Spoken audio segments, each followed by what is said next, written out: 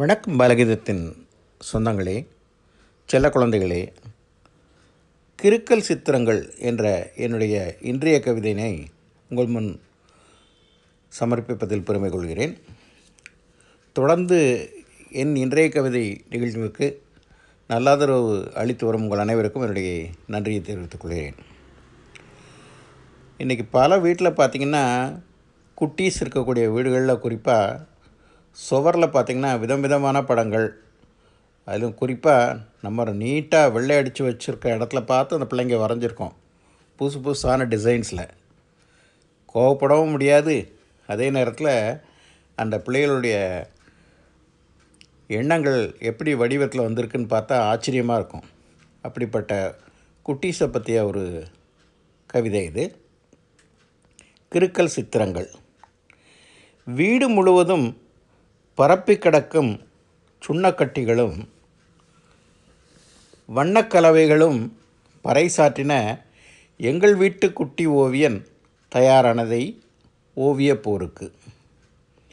குட்டி ஓவியன் தயாரானதை ஓவியப் போருக்கு. சிலேட்டு குச்சியும் காகிதமும் பென்சிலும் காத்திருக்கின்றன ஆவலுடன். சிலேட்டு குச்சியும் காகிதமும் பென்சிலும் காத்திருக்கின்றன ஆவலுடன். குட்டி பையனின் வருகைக்கு, ஓவிய பசிக்கு தீனி அளித்து. கிறுக்கல் சித்திரங்களுக்கு உயிர் கொடுக்க பெருத்த தொந்தியுடன் அப்பாவும் கையில் கரண்டியுடன் அம்மாவும் இரட்டை சடையுடன் தங்கையும் கண்முன்னே ஓவியமாய் மாற சிரித்து கொண்டே சுவர் ஏற்றது.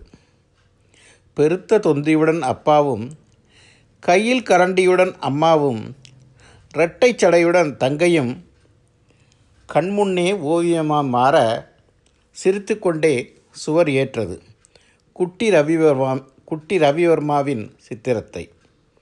நீலக்கண்ணனின் நிறம் சற்றும் குறையாமல் வண்ணத்தில் குளித்த செல்லக்குட்டி ஓவியரை பெருமையுடன் பார்க்கிறாள் தாய்மைக்குரிய பாசத்தில். தாயும் உணவை ஊட்டியபடி, தந்தையும் கட்டி அணைக்க. நீலக்கண்ணனின் நிறம் சற்றும் குறையாமல் வண்ணத்தில் குளித்த செல்லக்குட்டி ஓவியனை பெருமையுடன் பார்க்கிறாள் தாய்மைக்குரிய பாசத்துள். தாயும் உணவை ஊட்டியபடி, தந்தையும் கட்டி அணைக்க. இந்த கவிதையினை பற்றிய கருத்துக்களை மறக்காமல் நம்ம பாலகீதம் தமிழ் சேனலை எழுதி உங்களை கேட்டுக்கிறேன். மீண்டும் ஒரு நல்ல கவிதையுடன் உங்களை சந்திக்கும் வரை உங்களிடம் விடைபெறுவது உங்கள் அன்பு பாலகீதம் தமிழின் கவித்தன்றல் பாலகிருஷ்ணன் வண்ணமுத்து. நன்றி, வணக்கம், வாழ்க தமிழ்.